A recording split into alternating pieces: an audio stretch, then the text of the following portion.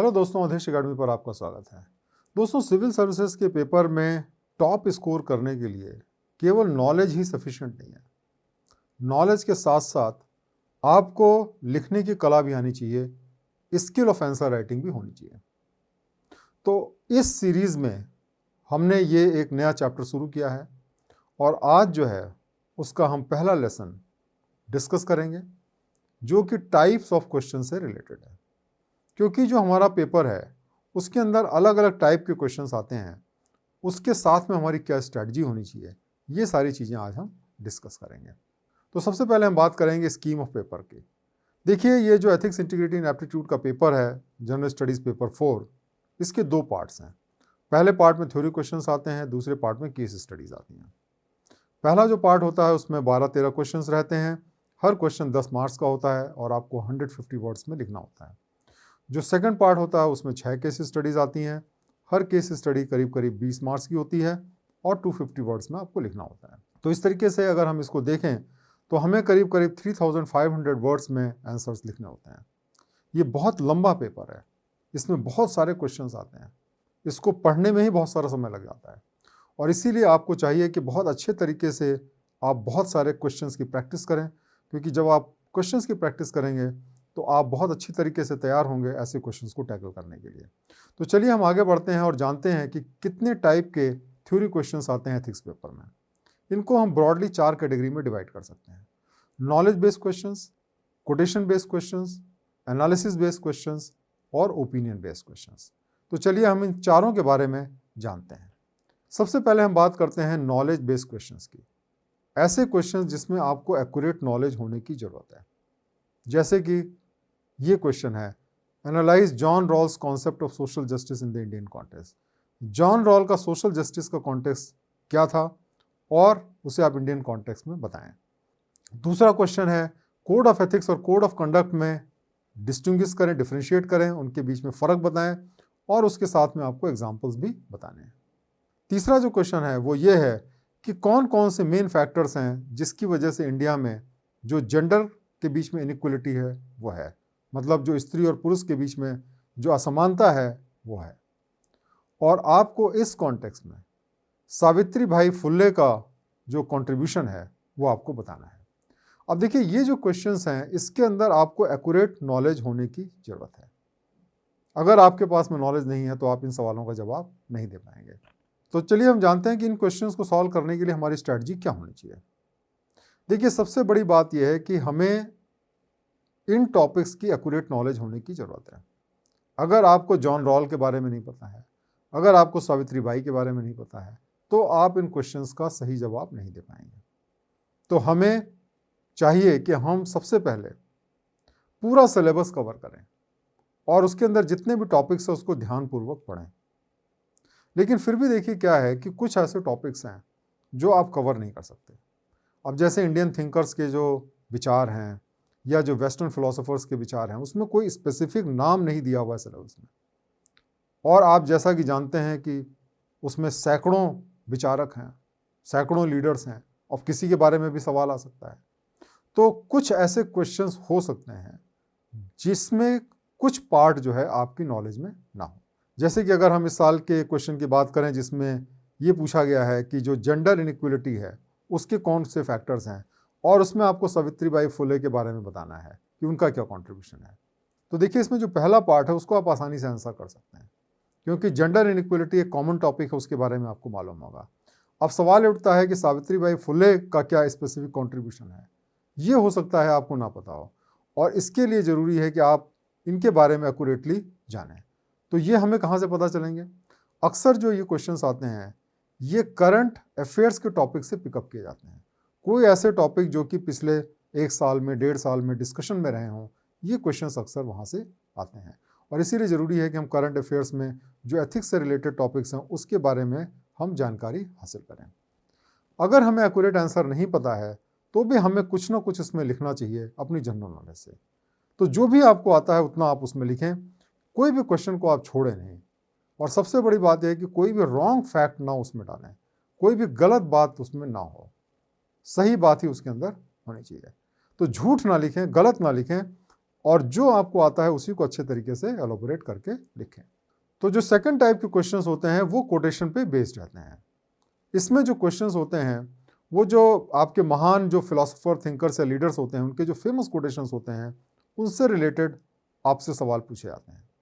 इन question में आपसे पूछा जा सकता है कि आप उनको डिस्कस करें, एक्सप्लेन करें या जस्टिफाई करें या उसको इलस्ट्रेट करें या डिस्क्राइब करें। एक खास बात यह है कि ये जितने भी कोटेशंस आते हैं वो रैंडम बेसिस पे नहीं आते हैं। हर कोटेशन आपके लिए इंपॉर्टेंट नहीं है। वो कोटेशंस जो कि आपके जीएस पेपर 4 के टॉपिक से रिलेटेड हैं, जैसे एथिक्स है, मॉरलिटी है, करप्शन है, पब्लिक एडमिनिस्ट्रेशन है, प्रोबिटी इन गवर्नेंस है, इमोशनल इंटेलिजेंस है, उनसे जो रिलेटेड टॉपिक्स हैं वही आपके लिए सबसे ज़्यादा इंपॉर्टेंट है। तो इसलिए अगर आपने सारे जो टॉपिक्स हैं उनको अच्छी तरीके से तैयार किया हुआ है तो आप ऐसे सवालों का बहुत बेहतरीन जवाब दे पाएंगे। क्योंकि कोटेशन बेस्ड क्वेश्चंस बहुत इंपॉर्टेंट हैं, इसलिए इसको हम डिटेल में जानेंगे एक सेपरेट लेसन में। अब हम आते हैं तीसरे टाइप के क्वेश्चंस पे, और ये जो क्वेश्चंस होते हैं वो एनालिसिस पे बेस्ड रहते हैं। अब देखिए इसके हम कुछ सैंपल्स लेते हैं, जैसे what do you understand by values and ethics, in what way is it important to be ethical along with being professionally competent. अब ये एक बड़ा इंपॉर्टेंट सवाल है कि आप वैल्यू और एथिक्स से क्या समझते हैं, और अक्सर ये सवाल आपसे पूछा जाता है कि क्या ज़्यादा इंपॉर्टेंट है, ईमानदार रहना या एथिकल रहना, या आपको प्रोफेशनली कॉम्पिटेंट रहना या काम को अच्छे तरीके से करना। तो यहाँ पे एक बहुत एनालिसिस की आपको ज़रूरत है कि कैसे हमारा जो पॉइंट ऑफ व्यू उसको हम जस्टिफाई करें। इसी तरीके से what does ethics seek to promote in human life, ethics जो है ह्यूमन लाइफ में क्या प्रमोट करना चाहता है, और ये पब्लिक एडमिनिस्ट्रेशन में क्यों ज़रूरी है। इसी तरीके से जो तीसरा क्वेश्चन है वो ये है, the right to information act is not about citizens empowerment alone, it essentially redefines the concept of accountability and you have to discuss that. अब ये देखिए आरटीआई से रिलेटेड एक क्वेश्चन है जिसमें आपसे ये कहा गया है कि सिर्फ ये सिटीजन को एम्पावर ही नहीं करता है बल्कि जो गवर्नमेंट ऑफिसर्स हैं उनको और ज़्यादा अकाउंटेबल बनाता है। इसको आपको डिस्कस करना है। अब यहाँ पर देखिए आपको स्ट्रेट फॉरवर्ड आंसर आपको किसी बुक में मिल जाए ये बहुत मुश्किल है। यहाँ पर आप देखेंगे कि अलग अलग पॉइंट ऑफ व्यू आपको मिलेंगे और आपको उसको अच्छे तरीके से सिनर्जाइज करके इन क्वेश्चंस के आंसर करने चाहिए। तो चलिए अब हम जानते हैं कि इसमें हमारी क्या स्ट्रैटेजी होनी चाहिए। देखिए ये जो क्वेश्चंस हैं आपकी एनालिटिकल स्किल को टेस्ट करते हैं, और इसको मैं आपको एक्सप्लेन करता हूँ कि इसका मतलब क्या हुआ। देखिए क्या होता है कि हम लोग हमेशा टेक्स्ट बुक टाइप की प्रॉब्लम्स को सॉल्व करने के आदी हैं। बचपन से लेकर के जब तक हम यूनिवर्सिटीज़ में भी थे, हमने टेक्स्ट बुक से रिलेटेड क्वेश्चंस के आंसर किए हैं। टेक्स्ट बुक में क्या होता है, प्रॉब्लम दी रहती है और उसका एक स्टैंडर्ड आंसर रहता है, और अगर हम वो आंसर को लिखते हैं तो हमें फुल मार्क्स मिलते हैं, और अगर हम आंसर्स को नहीं लिखते हैं तो हमें अच्छे नंबर नहीं मिलते हैं। तो जितनी भी टेक्स्ट बुक टाइप की प्रॉब्लम्स होती हैं उनका एक राइट आंसर होता है जो कि स्टैंडर्ड आंसर होता है, लेकिन जो रियल वर्ल्ड की प्रॉब्लम्स होती हैं उसमें कोई राइट आंसर नहीं होता है। जैसे कि मान लिया हम सिटीजन अमेंडमेंट एक्ट की बात करें या नेशनल रजिस्ट्रार ऑफ सिटीजन की बात करें, एनआरसी, सीएए, तो आप देखेंगे कि कुछ लोग उसको सपोर्ट करते हैं, कुछ लोग इसके अगेंस्ट में रहते हैं। कहने का मतलब ये है कि ये अच्छा है कि बुरा है, ये कहना बहुत मुश्किल है, क्योंकि इसमें कंट्रोवर्सीज रहती हैं, इसमें अलग अलग पॉइंट ऑफ व्यूज़ रहते हैं, और इसीलिए ज़रूरी है कि जब हम इसके बारे में स्टडी करते हैं तो हमें अलग अलग टाइप के पॉइंट ऑफ व्यूज़ मिलते हैं। अब हम कंफ्यूज आते हैं कि हम क्या आंसर लिखें, ये सही लिखें या वो सही लिखें। तो इसके लिए ज़रूरी है कि हम जो इश्यूज़ हैं उनको क्रिटिकली एनालाइज करने की एबिलिटी को डेवलप करें, ताकि जो प्रॉब्लम हो उसको अलग अलग दृष्टिकोण से, अलग अलग साइड से हम उसको स्टडी कर सकें, फिर हम अपने कंक्लूज़न पे अराइव कर सकें कि हमारे पॉइंट ऑफ व्यू से क्या चीज़ अच्छी है, और उसके हिसाब से हमें अपना जवाब लिखना चाहिए। और इसके लिए हमें ज़रूरी है कि हमें ये पता हो कि जो भी पॉलिसी है गवर्नमेंट की उसका क्या इम्पैक्ट होने जा रहा है रियल वर्ल्ड पे। तो इस तरीके से ये जो चीज़ें हैं ये हमें अपने लेवल पे डेवलप करनी पड़ेंगी। कोई सीए को अपोज कर सकता है, कोई सीए को सपोर्ट कर सकता है, लेकिन आप क्या सोचते हैं। तो इसलिए ज़रूरी है कि हम जितने डिफरेंट पॉइंट ऑफ व्यूज़ है उसको हम डिस्कस करें, और फाइनली हम अपना स्टैंड बताएं जो कि गवर्नमेंट के फेवर में होना चाहिए, क्योंकि हम जब गवर्नमेंट ज्वाइन करने जा रहे हैं तो हमारी जो थिंकिंग है वो गवर्नमेंट की थिंकिंग के साथ अलाइन होनी चाहिए। अब चलिए हम बात करते हैं चौथे टाइप के क्वेश्चंस जो कि एथिक्स पेपर में आते हैं। ये जो क्वेश्चंस होते हैं ये ओपिनियन पे बेस्ड होते हैं, इसमें आपकी पर्सनल ओपिनियन पूछी जाती है। इसका पर्पस देखिए क्या होता है कि जो क्वेश्चंस होते हैं इस टाइप के वो आपके पर्सनल मॉरल और एथिकल वैल्यूज़ को टेस्ट करते हैं। ये जो क्वेश्चंस होते हैं वो इस टाइप से फ्रेम किए जा सकते हैं कि आप इससे क्या समझते हैं, आपको अपना परसेप्शन बताना है किसी पर्टिकुलर इशू पे जस्टिफिकेशन के साथ में।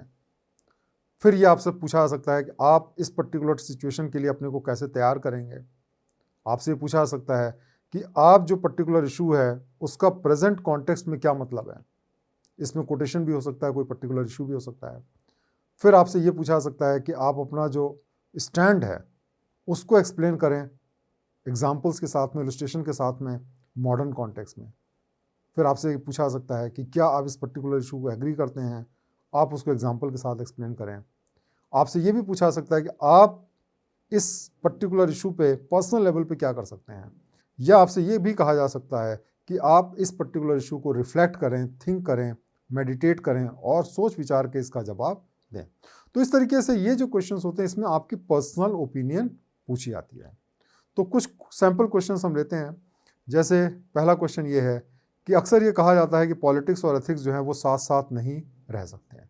आपका इसके बारे में क्या ओपिनियन है, और आप उसको प्रॉपरली जस्टिफाई करें एग्जाम्पल्स या इलस्ट्रेशन के माध्यम से। दूसरा क्वेश्चन है कि हर इंसान जिंदगी में खुशी चाहता है, क्या आप इस बात से एग्री करते हैं? आपके लिए हैप्पीनेस का क्या मायने हैं, उसको एग्जाम्पल से एक्सप्लेन करें। तीसरा सवाल है कि हेट्रेड जो है वो बहुत डिस्ट्रक्टिव होता है किसी भी व्यक्ति के ज्ञान के लिए या विजडम के लिए, और उसकी अंतरात्मा के लिए या कॉन्शियस के लिए, और वो जो देश की जो स्पिरिट है या आत्मा है उसमें भी जहर घोल सकता है। क्या आप इस बात से एग्री करते हैं? और इसको आपको जस्टिफाई करना है। तो इस तरीके से ये जो क्वेश्चंस हैं इसमें आपकी पर्सनल ओपिनियन पूछी जाती है। अब ये जो सवाल होते हैं देखने में बड़े आसान लगते हैं, लेकिन हम अक्सर इसका गलत आंसर देते हैं। तो चलिए हम जानते हैं कि इसके लिए हमारी क्या स्ट्रैटेजी होनी चाहिए। देखिए, सबसे पहली बात ये होती है कि ये जो क्वेश्चंस होते हैं ये आपको ऑप्शन देते हैं कि आप अपना ओपिनियन चूज़ कर सकते हैं। मतलब कि जो स्टेटमेंट दिया गया है उसको आप एग्री भी कर सकते हैं, डिसएग्री भी कर सकते हैं। लेकिन इसमें सबसे इम्पॉर्टेंट बात है वो हमें ये जानने की है कि ये जो क्वेश्चंस होते हैं अक्सर लोगों को मिसगाइड कर देते हैं, क्योंकि ये जो हिंट देते हैं वो अक्सर रॉन्ग होते हैं।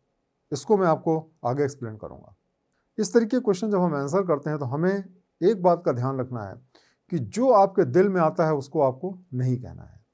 आपको बहुत फ्रैंक होने की ज़रूरत नहीं है, बल्कि आपको इमेजिन करना है कि आप ऑलरेडी एक सिविल सर्वेंट हैं और एक सिविल सर्वेंट के पर्सपेक्टिव से अपना जवाब आप लिखें। जब आप इस तरीके के क्वेश्चंस को आंसर करते हैं तो आपको मैच्योरिटी दिखानी चाहिए, आपको एक रैशनल पॉइंट ऑफ व्यू दिखाना चाहिए और इमोशनल स्टेबिलिटी दिखानी चाहिए कि आप बहुत ज़्यादा भावुक नहीं हैं। तो आप जब इन सवालों का जवाब करें तो इन सब बातों को ध्यान रखें। जो सिविल सर्वेंट्स की जो फाउंडेशनल वैल्यूज़ हैं जैसे impartiality, objectivity, justice, political neutrality, secularism, ये सारी जो क्वालिटीज़ हैं वो भी आपके आंसर्स में रिफ्लेक्ट होनी चाहिए। आपका देखिए फोकस इस बात पे नहीं होना चाहिए कि आप सरकार से या अपने जॉब से क्या एक्सपेक्ट करते हैं। आपका फोकस ये होना चाहिए कि जॉब आपसे क्या एक्सपेक्ट करता है। जॉन एफ कैनेडी ने कहा था कि ask not what your country can do for you, ask what you can do for your country. ये ना पूछें कि देश आपके लिए क्या कर सकता है, बल्कि ये सोचें कि आप देश के लिए क्या कर सकते हैं। तो हमें इस बात का ध्यान रखना चाहिए कि जब इस तरीके के सवाल का जवाब दें तो एक सिविल सर्वेंट से लोगों के क्या एक्सपेक्टेशंस हैं वो ध्यान में रखें, और हमारा जवाब ऐसा होना चाहिए कि वो एक्सपेक्टेशंस फुलफिल हों। अब जैसे कि अगर हम पहले सवाल की बात करें कि पॉलिटिक्स और एथिक्स साथ साथ नहीं चल सकते, आपका इसके बारे में क्या ओपिनियन है? आम तौर पे हम सब विश्वास करते हैं कि जो पॉलिटिक्स है और एथिक्स साथ साथ नहीं चलते हैं, क्योंकि जो पॉलिटिशियंस होते हैं वो एथिकल नहीं होते हैं, करप्ट होते हैं। लेकिन अगर आप ऐसा आंसर लिखते हैं तो ये बहुत गलत होगा। क्यों? क्योंकि जो पॉलिटिक्स है वो डेमोक्रेसी का एक इंटीग्रेटेड पार्ट है, और जब वो पॉलिटिक्स को अनएथिकल बता देते हैं तो इसका मतलब क्या होता है कि आप डेमोक्रेसी को ही क्वेश्चन करते हैं। तो इस तरीके से आपको ये जवाब ऐसा नहीं लिखना चाहिए। आपको ऐसा लिखना चाहिए कि पॉलिटिक्स और एथिक्स साथ साथ चलते हैं और उनको साथ साथ चलना चाहिए। उसी तरीके से जब आपसे ये पूछा जाता है कि क्या हर इंसान सिर्फ खुशी चाहता है, तो ये भी एक बड़ा इम्पॉर्टेंट इशू है। आमतौर पे हम सब अपनी खुशी चाहते हैं, लेकिन हम क्या एक्सपेक्ट करते हैं सिविल सर्वेंट से? क्या हम ये चाहते हैं कि सिविल सर्वेंट सिर्फ अपनी खुशी के बारे में सोचे, या देश के बारे में सोचे, अपनी ड्यूटी के बारे में सोचे? और इसीलिए जब हम ऐसे सवालों का जवाब देते हैं तो हमें खुशी से ज़्यादा ये कहना चाहिए कि हमारे लिए ज़्यादा इम्पॉर्टेंट ये है कि हम अपनी देश की सेवा करें, अपनी ड्यूटी को पूरी तरीके से काम करें और देश को आगे ले जाएं। दूसरे तरीके से अगर आप इस बात से एग्री करते हैं हाँ हैप्पीनेस बहुत इंपॉर्टेंट है, तो आप हैप्पीनेस की डेफिनेशन जो है उसको आप बदल करके लिख सकते हैं कि हैप्पीनेस मुझे मिलती है अपने काम को अच्छी तरीके से करने में, अपनी ड्यूटी को अच्छी तरीके से करने में। और इस तरीके से आप हैप्पीनेस को इस तरीके से डिफाइन कर सकते हैं कि वो एक्चुअल में आपसे जो एक्सपेक्टेड है देश को, उस चीज़ के बारे में हो। तो इस तरीके से आज हमने जाना कि एथिक्स के पेपर में अलग अलग टाइप के जो क्वेश्चंस आते हैं उसके लिए हमारी क्या स्ट्रैटेजी होनी चाहिए। मुझे उम्मीद है कि इस लेसन से आपको इन स्ट्रैटेजीज़ के बारे में पता चला होगा और हम आगे के लेसन उसको और भी बेहतर कर सकते हैं। बहुत बहुत धन्यवाद।